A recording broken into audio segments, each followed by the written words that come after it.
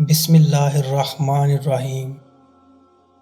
ابن جوزی رضی اللہ تعالی عنہ فرماتے ہیں کہ ایک حدیث میں آیا ہے کہ بنی اسرائیل میں عجیب و غریب واقعات پیش آئے ہیں، ان کے واقعات بیان کیا کرو جن سے کوئی نہ کوئی عبرت حاصل ہوگی۔ دیکھو میں تمہیں دو بوڑھی عورتوں کا واقعہ سناتا ہوں۔ بنی اسرائیل میں ایک شخص اپنی بیوی کو بہت محبوب رکھتا تھا۔ اس کی والدہ نہایت نیک بخت بوڑھی عورت تھی۔ ادھر اس کی بیوی کی والدہ بھی بوڑھی تھی مگر تھی بڑی چنچل۔ اتفاق سے ان دونوں میاں بیوی کی مائیں دونوں بوڑھی عورتیں نابینا تھیں۔ اس کی بیوی کی ماں اپنی عادت کے مطابق اپنی بیٹی یعنی اس شخص کی بیوی کو بہکاتی اور اکساتی رہتی تھی، جس سے آئے دن ساس بہو میں سخت جھگڑا رہتا تھا۔ آخر یہ شخص تنگ آ کر اپنی ضعیف والدہ کو ہمراہ لے کر نکل کھڑا ہوا اور ایک بے آب و گیا جنگل میں اس کو چھوڑ آیا، جس سے اس کا مقصد یہ تھا کہ وہ بے آب و دانہ یہاں پڑی رہ کر مر جائے گی اور اس جنگل کے درندے اس کو پھاڑ ڈالیں گے۔ چنانچہ جب وہ شخص اپنی اس صابرہ اور ضعیف ماں کو اس جنگل میں اس کی حالت میں چھوڑ کر چلا گیا تو جنگل کے درندوں نے اس کی ماں کو آ گھیرا۔ تو اللہ کی جانب سے ایک فرشتے نے اس کے پاس آ کر دریافت کیا، بڑی بھی یہ جو آوازیں آ رہی ہیں کیسی ہیں؟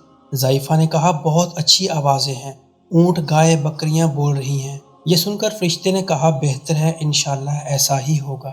یہ کہہ کر وہ فرشتہ تو چلا گیا۔ اب صبح ہوئی تو کیا دیکھتے ہیں کہ تمام جنگل اونٹ گائے بکریوں سے بھرا ہوا ہے۔ اگلے روز اس کے بیٹے کو خیال آیا کہ چل کر دیکھوں تو صحیح، آخر بوڑھی ماں پر کیا گزری ہے۔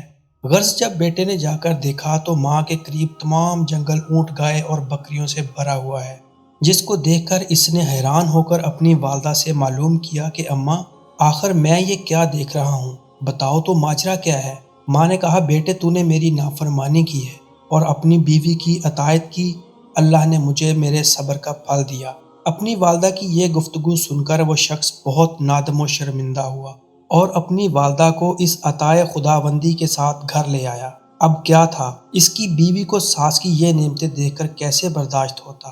اپنے شوہر سے ضد کرنے لگی کہ میں اس وقت تک ہرگز تجھ سے خوش نہ ہوں گی جب تک تو میری بوڑھی نابینا ماں کو بھی اسی جنگل میں نہ چھوڑ آئے جہاں اپنی ماں کو چھوڑ کر آیا تھا۔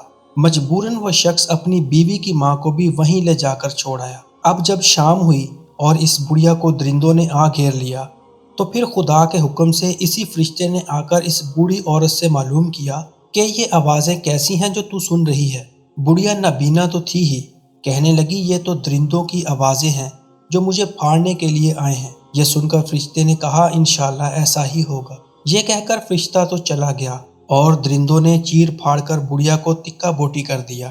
جب صبح ہوئی تو اس شخص کی بیوی نے پھر اپنے شوہر پر تقاضا شروع کیا کہ جا کر دیکھ تو میری ماں پر کیا گزری اور اس نے کیا کچھ جمع کیا، کیونکہ اس عورت کا خیال تھا کہ شوہر کی ماں کی طرح میری ماں نے بھی اسی طرح مویشی جمع کر رکھے ہوں گے۔ مگر جب اس شخص نے وہاں جا کر دیکھا تو کیسے مویشی، بڑھیا سے جنگل تو کیا جہاں بھی خالی ہو چکا تھا، اس کا کہیں نشان نہ پایا، کیونکہ اس کا تو رات ہی کو کام تمام ہو چکا تھا۔